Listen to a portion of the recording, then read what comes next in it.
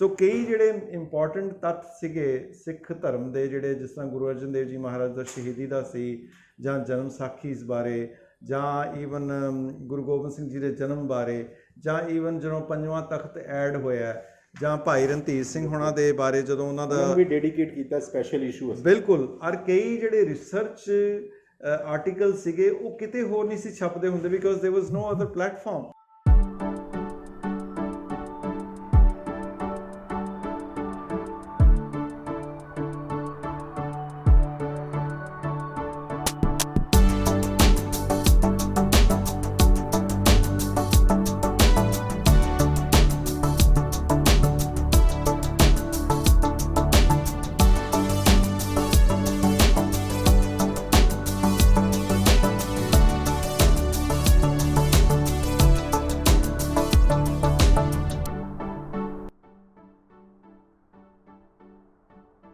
ਵਾਹਿਗੁਰੂ ਜੀ ਕਾ ਖਾਲਸਾ, ਵਾਹਿਗੁਰੂ ਜੀ ਕੀ ਫਤਿਹ।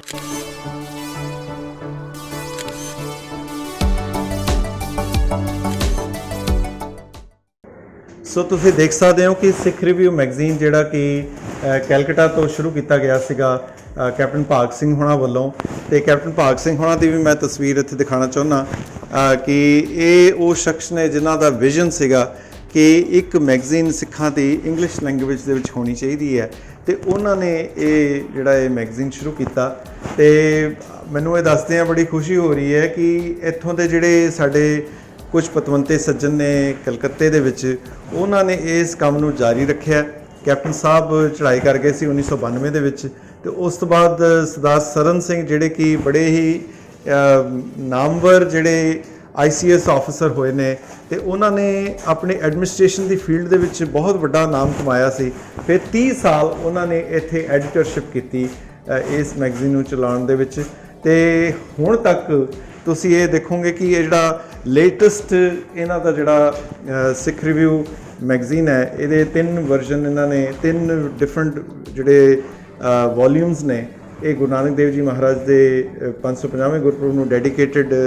ਇਹ ਨਵੰਬਰ, ਦਸੰਬਰ ਤੇ ਅਕਤੂਬਰ, ਇਹ 3 ਮਹੀਨਿਆਂ ਦੇ ਸਾਰੇ ਜਿਹੜੇ ਡਿਫਰੈਂਟ ਆਰਟੀਕਲਸ ਸਕਾਲਰਸ ਦੇ, ਵਰਲਡ ਲੈਵਲ ਦੇ ਜਿਹੜੇ ਸਕਾਲਰਸ ਨੇ, ਉਹਨਾਂ ਦੇ ਆਰਟੀਕਲਸ ਗੁਰੂ ਨਾਨਕ ਦੇਵ ਜੀ ਮਹਾਰਾਜ ਦੇ ਉੱਤੇ ਇਹਨਾਂ 3 ਵੋਲੀਅਮਸ ਵਿੱਚ ਕੈਪਚਰ ਕੀਤੇ ਨੇ। ਤੇ ਜਿਹੜਾ ਜਨਵਰੀ ਦਾ ਵਰਜ਼ਨ ਹੈ ਉਹ ਅੱਜ ਇਹਨਾਂ ਨੇ ਆਲਰੇਡੀ, ਫੈਬਰਰੀ ਦਾ ਜਿਹੜਾ ਵਰਜ਼ਨ ਹੈ ਅੱਜ ਮੇਲ 'ਚ ਚਲਾ ਗਿਆ। ਫੈਬਰਰੀ ਅੱਜ ਤੁਹਾਡੇ 3 ਫਰਵਰੀ ਹੈ, ਤੇ ਤੁਸੀਂ ਦੇਖ ਲਓ ਕਿ ਆਲਰੇਡੀ ਸਾਰੇ ਵਰਲਡ ਲੈਵਲ ਦੇ ਉੱਤੇ ਭੇਜ ਦਿੱਤਾ ਗਿਆ। ਤੇ ਇਹਦੇ ਵਿੱਚ ਵੀ ਬਹੁਤ ਹੀ ਜਿਹੜੇ ਆਲਾ ਦਰਜੇ ਦੇ ਜਿਹੜੇ ਰਾਈਟਰਸ ਨੇ, ਪ੍ਰੋਫੈਸਰ ਕਿਰਪਾਲ ਸਿੰਘ ਨਿਊਜ਼ੀਲੈਂਡ ਤੋਂ ਨੇ, ਰੀਮਾ ਆਨੰਦ, ਹਾਂਜੀ, ਪ੍ਰੋਫੈਸਰ ਨਿਰਵਿਕਾਰ ਸਿੰਘ, ਇਹ ਵੀ ਉੱਥੋਂ USA ਤੋਂ ਨੇ, doctor IJ Singh regular article ਇਹਦੇ ਵਿੱਚ ਲਿਖਦੇ ਨੇ, ਤੇ plus he is also an editor of this overseas editor of this magazine. So ਵੀਰੋ ਤੇ ਭੈਣੋ, ਮੇਰੀ ਖਾਸ ਬੇਨਤੀ ਹੋਏਗੀ ਕਿ ਹਰ ਸਿੱਖ ਦੇ ਘਰ ਇਹ ਜਿਹੜਾ ਸਿੱਖ ਰਿਵਿਊ ਮੈਗਜ਼ੀਨ ਸਾਡੇ ਘਰ ਦਾ ਸ਼ਿੰਗਾਰ ਹੋਣਾ ਚਾਹੀਦਾ ਹੈ। ਸਾਡੇ ਬੱਚਿਆਂ ਨੂੰ ਅਸੀਂ ਗਿਫਟ ਦਈਏ, ਆਪਣੇ ਘਰਾਂ ਦੇ ਵਿੱਚ ਪਿਰਤ ਪਾਈਏ ਬੱਚਿਆਂ ਨੂੰ ਕਿ ਮੈਗਜ਼ੀਨ ਜਿਹੜਾ ਇਹ ਕਿ ਇੰਗਲਿਸ਼ ਲੈਂਗੁਏਜ ਦੇ ਵਿੱਚ ਸਿੱਖ ਧਰਮ ਦੇ ਉੱਤੇ ਲਿਖੇ ਹੋਏ ਚੰਗੇ ਆਰਟੀਕਲਸ ਪੜ੍ਹਨ ਦਾ ਉਹਨਾਂ ਦੇ ਮਨ ਦੇ ਵਿੱਚ ਸ਼ੌਂਕ ਪਵੇ। ਤੇ ਤੁਸੀਂ ਉਹਨਾਂ ਨੂੰ ਇਨਾਮ ਵੀ ਦੇ ਸਕਦੇ ਹੋ ਕਿ ਇਹ ਸਿੱਖ ਰਿਵਿਊ ਪੜ੍ਹ ਕੇ ਮੈਨੂੰ ਦੱਸ, ਤੇ ਮੈਂ ਤੁਹਾਨੂੰ 10 ਰੁਪਏ ਦਿੰਦਾ ਜਾਂ 50 ਰੁਪਏ ਦਿੰਦਾ। ਇਹਦੇ ਨਾਲ ਇੱਕ ਤਾਂ ਬੱਚਾ ਅੰਗਰੇਜ਼ੀ ਪੜ੍ਹ ਜਾਏਗਾ, ਦੂਜਾ ਉਹਨੂੰ ਸਿੱਖ ਧਰਮ ਦੀ ਨੌਲੇਜ ਹੋ ਜਾਏਗੀ, ਤੀਜਾ ਉਹਨੂੰ ਪੜ੍ਹਨ ਦਾ ਸ਼ੌਕ ਪਏਗਾ। ਐਂਡ ਰਿਮੈਂਬਰ, ਜਿਹੜੀ ਕੋਟੇਸ਼ਨ ਹੈ, ਰੀਡਰਸ ਆਰ ਦ ਲੀਡਰਸ।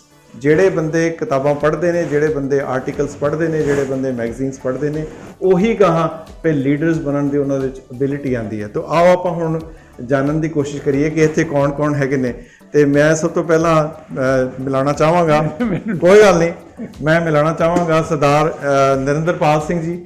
ਤੇ ਵੀਰ ਜੀ, ਤੁਸੀਂ ਸਾਨੂੰ ਦੱਸੋਗੇ ਵੀ ਤੁਸੀਂ ਕਿੰਨੀ ਦੇਰ ਤੋਂ ਇਸ ਆਰਗੇਨਾਈਜੇਸ਼ਨ ਦੇ ਨਾਲ ਜੁੜੇ ਹੋਏ ਹੋ? ਸੋ ਤੁਸੀਂ ਦੇਖ ਸਕਦੇ ਹੋ ਵੀ ਇਹ ਇੰਨੇ ਕੁ ਪਿਆਰ ਦੇ ਨਾਲ ਭਰੇ ਹੋਏ ਨੇ।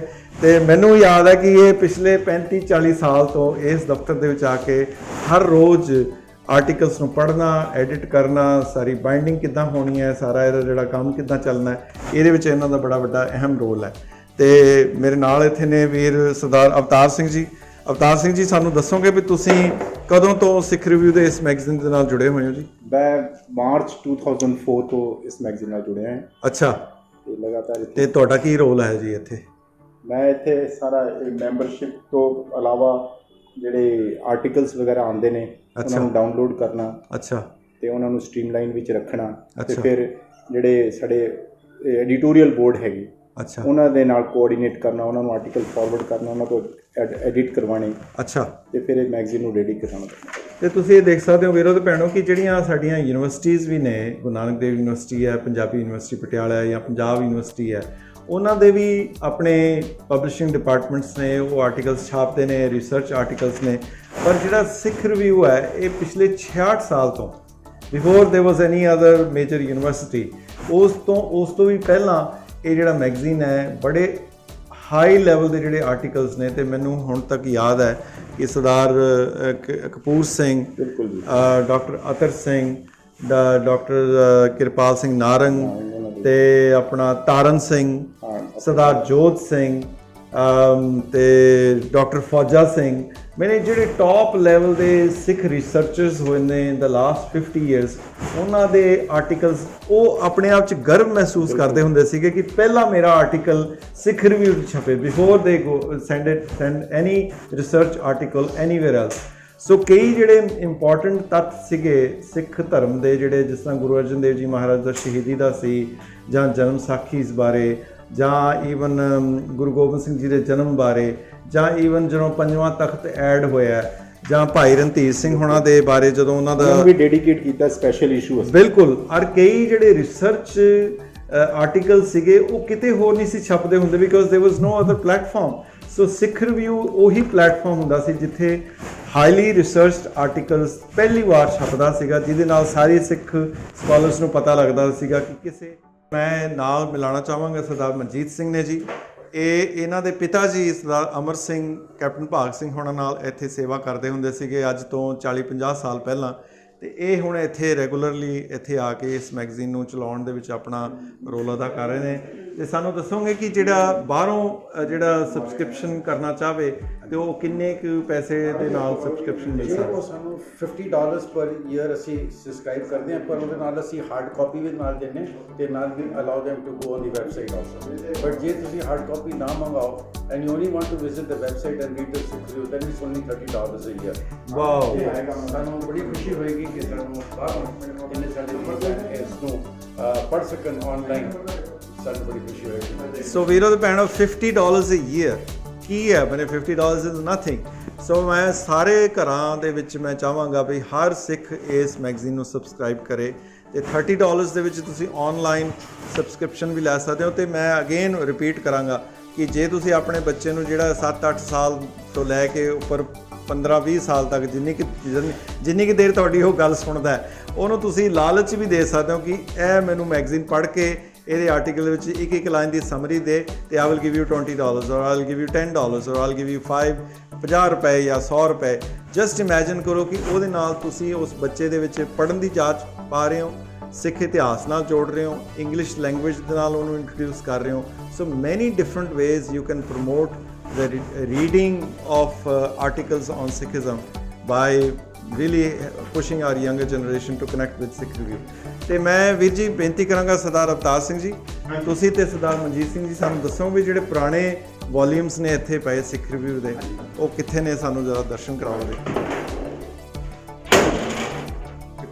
ਸਾਡੇ ਕੋਲ ਪੁਰਾਣੇ ਵੋਲੀਅਮਸ ਨੇ ਸਿੱਖ ਰਿਵਿਊ ਦੇ, ਮੰਥਲੀ ਵਾਈਜ਼ ਸਾਰੇ, ਮੰਥ ਵਾਈਜ਼, ਈਅਰ ਵਾਈਜ਼ ਸਾਰੇ ਅਸੀਂ ਇਸ ਤਰ੍ਹਾਂ ਕਰਕੇ, ਜਿਸ ਤਰ੍ਹਾਂ ਜੂਨ 1978 ਦੇ ਨੇ, 82 ਦੇ ਨੇ, 73 ਦੇ ਨੇ, 67 ਦੇ ਨੇ, 75 ਦੇ ਨੇ, ਇਹ ਸਾਰੇ ਈਅਰ ਮੰਥ ਵਾਈਜ਼ ਕਰਕੇ ਇਹਨਾਂ ਸਾਹਮਣੇ ਲੇਬਲ ਲਗਾ ਕੇ ਸਾਰੇ ਪੁਰਾਣੇ ਐਟਲੀਸਟ 3-3, 4-4, 5-5 ਮੈਗਜ਼ੀਨਸ ਅਸੀਂ ਰੱਖੀਆਂ ਹੋਈਆਂ ਨੇ। ਅਸੀਂ ਤੇ ਹੁਣ ਪਿਛਲੇ 15 ਸਾਲਾਂ ਤੋਂ ਸਾਡੇ ਕੋਲ ਆਨਲਾਈਨ ਵੀ ਹੈਗੀਆਂ ਨੇ। So we have, but hard copies also we are trying to preserve.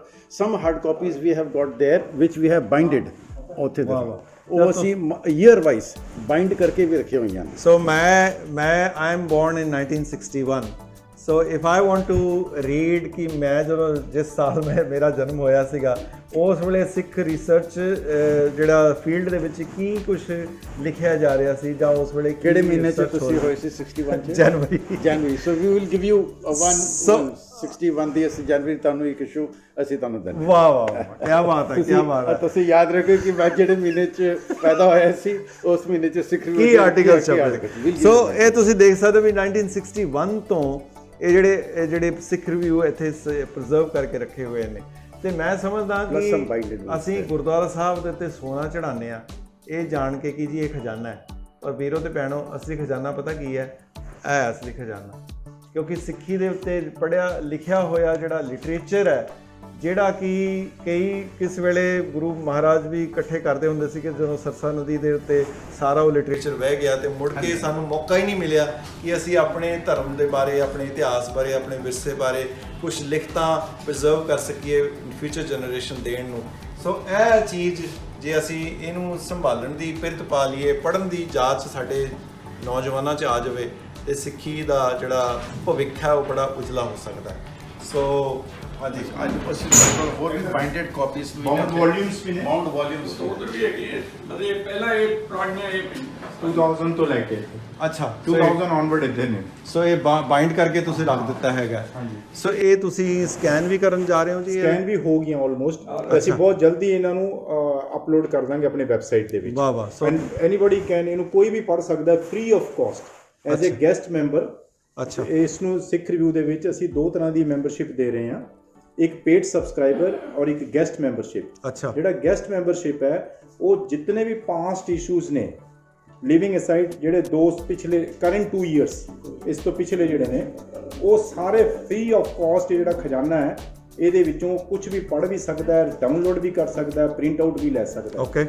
ਤੇ ਜਿਹੜੇ ਜਿਸਨੇ ਕਰੰਟ ਵੀ ਇਸ਼ੂ ਪੜ੍ਹਨੇ ਹੋਣਗੇ then he has to subscribe. ਵਾਹ ਵਾਹ। ਮੈਂ ਉਹ ਵੀ ਜਗ੍ਹਾ ਦਿਖਾਣਾ ਚਾਹੁੰਦਾ ਜਿੱਥੇ ਕੈਪਟਨ ਭਾਗ ਸਿੰਘ, ਮੈਨੂੰ ਯਾਦ ਹੈ ਕਿ ਜਦੋਂ ਮੈਂ 14-15 ਸਾਲ ਦਾ ਹੁੰਦਾ ਸੀਗਾ ਤੇ ਇਸ ਆਫਿਸ ਦੇ ਵਿੱਚ ਬੈਠ ਕੇ ਕੈਪਟਨ ਭਾਗ ਸਿੰਘ ਹੋਣੀ ਐਡੀਟਿੰਗ ਕਰਦੇ ਸੀਗੇ। ਸੋ ਇਹ ਇੱਕ ਇਤਿਹਾਸਕ ਥਾਂ ਹੈ ਤੇ ਸਾਡੀ ਕੌਮ ਲਈ ਇਹ ਬੜੇ ਮਾਣ ਦੀ ਗੱਲ ਹੈ ਕਿ 66 ਸਾਲ ਤੋਂ ਜਿਹੜਾ ਇੱਕ ਮੈਗਜ਼ੀਨ ਚੱਲ ਰਿਹਾ ਹੈ, ਜਿਸ ਦਾ ਇੱਕ ਵੇਲੇ it was the second most popular magazine in the entire India after Illustrated Weekly। ਤੇ ਇਹ ਕੁਝ ਜਿਹੜੀਆਂ ਬੁੱਕਸ ਨੇ, ਬਹੁਤ ਪੁਰਾਤਨ ਬੁੱਕਸ ਜਿਹੜੀਆਂ ਸਿੱਖ ਇਤਿਹਾਸ ਨਾਲ ਜੁੜੀਆਂ ਹੋਈਆਂ, ਤੇ ਮੈਨੂੰ ਇਸ ਬੁੱਕ ਇਹਦੇ ਵਿੱਚ ਵੀ ਦਿਖਾਇਆ ਸੀ। ਇਹ ਸਾਰਾ ਇਹ ਕੁਝ ਬਾਈਂਡਡ ਵੋਲਿਊਮਸ ਪਏ ਨੇ ਤੇ ਪੁਰਾਣਾ ਇਹ ਸਾਰਾ ਪ੍ਰੀਜ਼ਰਵ ਕਰਕੇ ਰੱਖਿਆ ਗਿਆ ਹੈ। ਇਹ ਆਪਣੇ ਆਪ 'ਚ ਖਜ਼ਾਨਾ ਹੈਗਾ, ਪਰ ਇਹ ਖਜ਼ਾਨਾ ਤਾਂ ਹੀ ਖਜ਼ਾਨਾ ਹੈ, ਤਾਂ ਹੀ ਵੈਲਿਊਬਲ ਹੈ ਜੇ ਇਹ ਸਿੱਖ ਘਰਾਂ ਦੇ ਵਿੱਚ ਜਾਏਗਾ, ਸਿੱਖਾਂ ਦੇ ਘਰ ਦਾ ਸ਼ਿੰਗਾਰ ਬਣੇਗਾ ਤੇ ਸਾਡੀ ਆਉਣ ਵਾਲੀ ਜਿਹੜੀ ਪਨੀਰੀ ਹੈ ਇਹਨਾਂ ਚੀਜ਼ਾਂ ਨਾਲ ਜੁੜੇਗੀ। ਤੇ ਇੱਕੋ ਜੁੜਨ ਦਾ ਇੱਕੋ ਤਰੀਕਾ ਕਿ ਤੁਸੀਂ ਸਾਰੇ ਸਿੱਖ ਰਿਵਿਊ ਨੂੰ ਸਬਸਕ੍ਰਾਈਬ ਕਰੋ, ਇਹਦੇ ਮੈਂਬਰ ਬਣੋ ਤੇ ਆਨਲਾਈਨ $30 ਤੇ ਵਿਦ ਜੇ ਪ੍ਰਿੰਟਡ ਵਰਜ਼ਨ ਵੀ ਤੁਹਾਨੂੰ ਚਾਹੀਦਾ ਤੇ ਆਨਲਾਈਨ ਵੀ ਚਾਹੀਦਾ ਉਹ $50 ਹੈ ਸਾਲ ਦੀ ਸਬਸਕ੍ਰਿਪਸ਼ਨ। ਮੈਂ ਕਹਿੰਦਾ ਇੰਡੀਆ ਦੇ ਵਿੱਚ ਵੀ ਬਾਹਰ ਵੀ ਹਰ ਬੰਦਾ ਇਸ ਮੈਗਜ਼ੀਨ ਨਾਲ ਜੁੜੇ ਤੇ ਤਾਂ ਕਿ ਵੱਧ ਤੋਂ ਵੱਧ ਅਸੀਂ ਸਿੱਖੀ ਦਾ ਪ੍ਰਚਾਰ ਆਪਣੇ ਘਰਾਂ 'ਚੋਂ ਸ਼ੁਰੂ ਕਰਕੇ ਤੇ ਫਿਰ ਅਸੀਂ ਬਾਹਰਲੇ ਲੋਕਾਂ ਨੂੰ ਦੱਸ ਸਕਦੇ ਹਾਂ ਵੀ ਸਿੱਖੀ ਦੇ ਵਿੱਚ ਸਾਨੂੰ ਗੁਰੂ ਸਾਹਿਬ ਨੇ ਮਹਾਨ ਸਿਧਾਂਤ ਕੀ ਦਿੱਤੇ ਨੇ। ਸੋ ਆਪ ਸਾਰਿਆਂ ਦਾ ਬਹੁਤ ਬਹੁਤ ਧੰਨਵਾਦ ਜੀ। ਵਾਹਿਗੁਰੂ ਜੀ ਕਾ ਖਾਲਸਾ, ਵਾਹਿਗੁਰੂ।